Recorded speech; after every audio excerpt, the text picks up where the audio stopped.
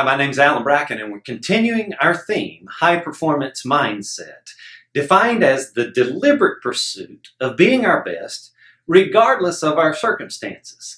Now, last discussion, the challenge was to journal. Journal your thoughts. What thoughts are freeing versus tormenting? We defined freeing thoughts as those thoughts that help us move in the direction of being our very best, and the tormenting thoughts are the ones that keep us from our best, hold us back, derail us. Now, we started out our first discussion with why. And I want to revisit that in this discussion. Why do we want to perform at a higher level? Here's what I know. Whatever we're focused on is what we'll have a tendency to attract into our lives. Do you remember when we were learning how to drive and the instructor told us at night, do not look into the headlights of the oncoming traffic? Why did he say that or she say that? Well, because we have a tendency to move in the direction of whatever we're looking at and focusing on. In this discussion, I really want us to be able to replace our tormenting thoughts. And if we have a very large, clear, emotional why, we're going to be able to attract that into our life better. You remember I told you my why was to just be better so that I can better serve the people in my life closest to me. Let me give you an example. As a husband, one of the things that I choose to do is to focus on what is right, not what's wrong. What I love about my wife, not what I don't like. And that can lead me to freeing thoughts versus focusing on what's not going right. Even though it's true, will lead me down the path of a tormenting thought ultimately. As a man, I also know in this world we live in, it's very sexually driven. But I know that when I think about a lot of wrong thoughts as it's pertaining to other women, that's going to lead me to torment. Pornography is a huge issue in our society right now. And I'll tell you right now, when a man goes down that road, that leads to torment. It leads to torment because it's unrealistic. It's not going to be that way in real life. And it will distract us. And remember I said, whatever we're emotionally engaged and involved with is what we attract into our life. Our subconscious mind kicks in and goes to work for us. And this is an area that our subconscious mind will work against us as a man. It's very important, I believe, that we guard these thoughts that lead to ultimate torment. Because I know this, if I don't guard my thoughts as it's pertaining to sex and pornography and those things, it's not going to serve me in my quest to serve my wife. Now, my why is I want to be the best husband I can be.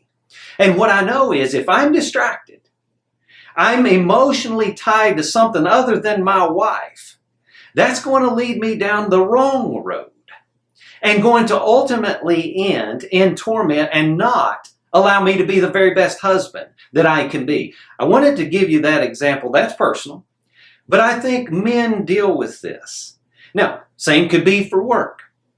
If I'm working with an employee or a coworker and I'm looking for what's wrong, what they're not doing right, that thought's going to lead to another thought and another, and eventually I'm going to be very negative. I'm going to be tormented by what's not happening. It's very important for us to guard our thinking.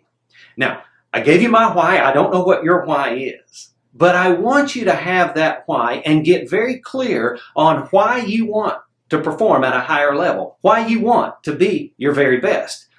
And when you tie that to something emotional, we're going to kick in the subconscious mind to go to work for us and make that a reality. The reality is also that we live in a negative world. It's hard to stay positive. It's easy to revert to what's wrong versus what's right. So this is a challenge, and we need tools to help us.